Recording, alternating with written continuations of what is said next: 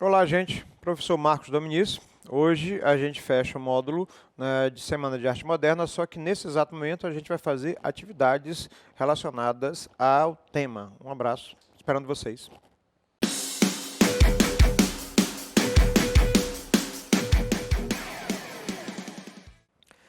Bom, para a gente poder entender a Semana de Arte Moderna, eu selecionei alguns exercícios que ocasionalmente já caíram no Enem e em outras faculdades ao longo do Brasil. Eu até brinquei que a turma de vocês, apesar desse ano complicado, eles não vão passar pelo que o pessoal que está no primeiro ano do ensino médio vai passar daqui a 2 anos, quando a Semana de Arte Moderna fizer 100 anos. Se prepare que vai ser o ano inteiro de Semana de Arte Moderna. Então, a gente está na prévia, 98. Esse discurso aqui foi o discurso de Graça Aranha proferido quando ele fez a abertura. Então, eu tenho que ler aqui para a gente entender. Apesar de Graça Aranha estar na Semana de Arte Moderna, não quer dizer que ele concordava com tudo. Então, o discurso, na hora que você ouve, diz assim, ele está indo a favor ou contra realmente? Para muitos de vós, a curiosa e sugestiva exposição que gloriosamente inauguramos é um aglomerado de horrores, né? Aquele gênio supliciado, aquele homem amarelo, aquele carnaval alucinante, aquela paisagem invertida, se não são jogos de fantasia de artistas zombeteiros, são seguramente desvairadas interpretação da natureza e da vida. Não está terminado o vosso espanto. Outros horrores vos esperam. Daqui a pouco, juntando-se a esta coleção de disparates, ele está realmente fazendo um discurso contra ou a favor? Dúvidas. Uma poesia liberta, uma música extravagante, mas transcendente virão revoltar aqueles que reagem movidos pelas forças do passado. Para esses retardatários, aí ele compensa bem aí, a arte é ainda o belo. Nenhum preconceito é mais perturbador a concepção da arte do que o da beleza. Bom, esse discurso proferido por Graça Aranha, ele vai realmente descrever o que é a Semana de Arte Moderna. Ou você ama, ou você odeia. Talvez, se a gente tivesse internet e o Twitter, Graça Aranha podia ter sido cancelado na época. Então, a pergunta é correto afirmar que a arte moderna é uma atitude de oposição ao passado. Quando a gente cita esse passado, a gente está citando o academicismo brasileiro. Corram lá e dêem uma olhada nas aulas sobre academicismo, vale a pena. Aí fica fácil entender por que os modernistas já não aguentavam mais a formazinha perfeita.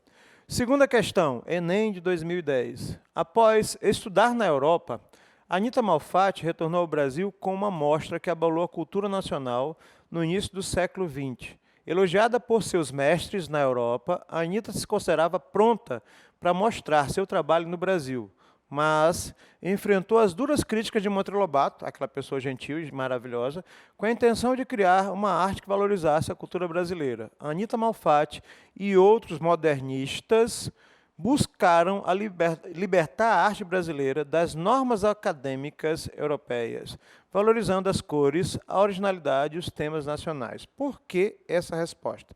Justamente por quê? Porque o academicismo brasileiro é baseado no neoclassicismo europeu, nas regras. Tem um pouco de romantismo, tem um pouco de realismo, mas tudo que se ensinava de arte no Brasil tinha vindo da Europa. Assim também com as vanguardas. Então, estava na hora de quebrar com esses paradigmas e criar novas estruturas. Daí, a Semana de Arte Moderna surge. Terceira questão. A Semana de Arte Moderna de 1922 representou um momento de ruptura no Brasil, na medida que os artistas requereram uma arte que dissesse de si, como tentativa de se afastar das influências europeias. Esse período foi chamado de modernismo, pois o movimento aspirava pela então modernidade. Sobre esse assunto, é correto afirmar que a Semana de Arte Moderna inaugurou efetivamente o simbolismo e o futurismo, além de anunciar o surgimento de uma nova mentalidade.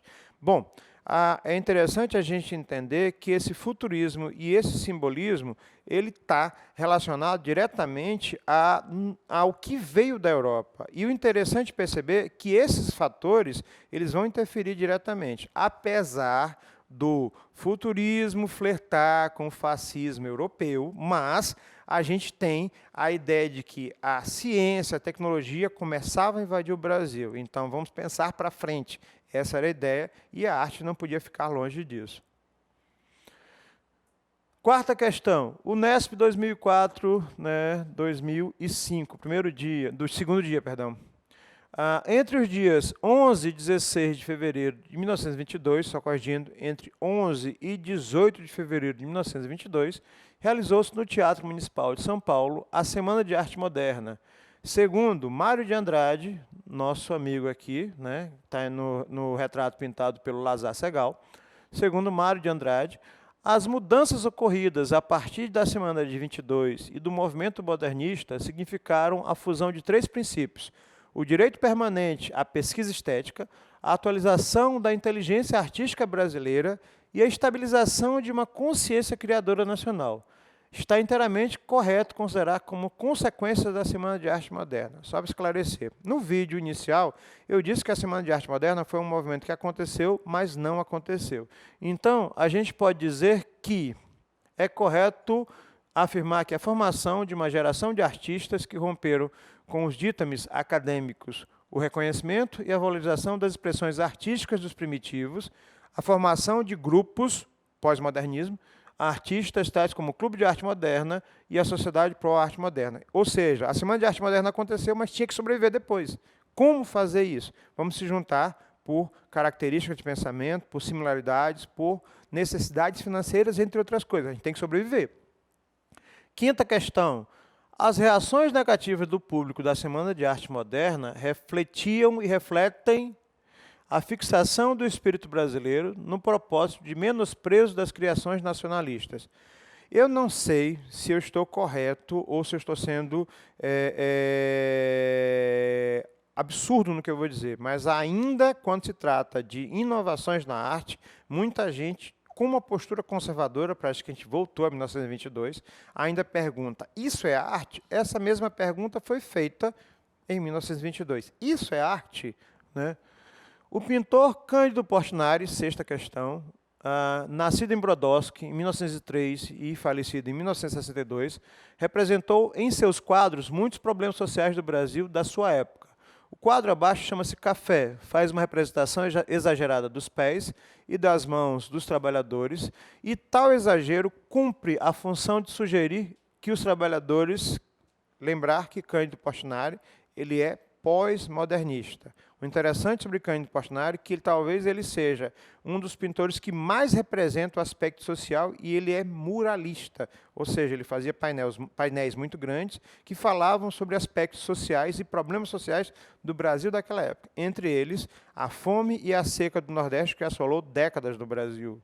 E aí a gente pode dizer que esse quadro ele é uma representação de muita força física no trabalho, e eles eram explorados. Por quê? Em maioria eram pretos, ex-escravos, alforriados, mas que iam para o trabalho pesado para sobreviver com salários ínfimos. Penúltima questão. Carnaval em Madureira, aquele quadro bem ali, imagem abaixo, é parte integrante da fase Pau-Brasil de Tarsila do Amaral, modernista, apesar de não ter estado fisicamente aqui nem obras na Semana de Arte Moderna.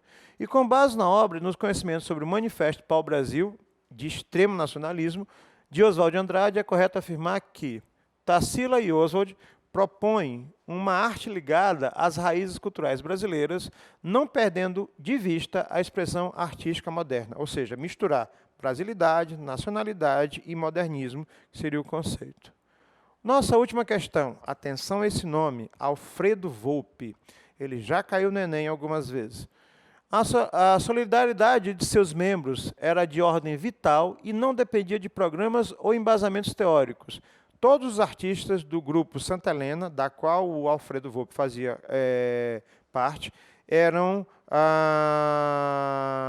tinham sido pintores de paredes, encanadores, alguns açougueiros, e se juntaram para uma questão financeira, dividir os custos de um ateliê ou de salas num prédio chamado Santa Helena, que foi demolido. E aí, a condição proletária da classe desses artistas, o fato de originários do meio imigrante, as tarefas artesanais que desempenhavam, a formação plástica, todos esses diversos componentes de identidade, os distinguiam tanto dos refinados modernistas da década anterior, enriquecidos de experiências, muito viajados e quase sempre assistidos pela crítica, como os dos quais não arredavam o pé da lerda visão historicista da arte e que também provinha de outra classe social. Esse artista, ele ganhou a vida fazendo Bandeirinha de São João. Então, as obras desse artista demonstram uma preocupação com a fatura e os procedimentos técnicos pictóricos, favorecidos pelo ofício artesanal que exerciam. Ele usava uma técnica chamada têmpera, né? Não era só por isso, é porque era mais barato misturar ovo claro e gema com tinta do que comprar a própria tinta. Então, ele desenvolveu uma técnica que deu a ele um respaldo muito grande e enriqueceu em vida ainda com a obra. A gente fica por aqui com o tema da Semana de Arte Moderna. Um abraço a todos.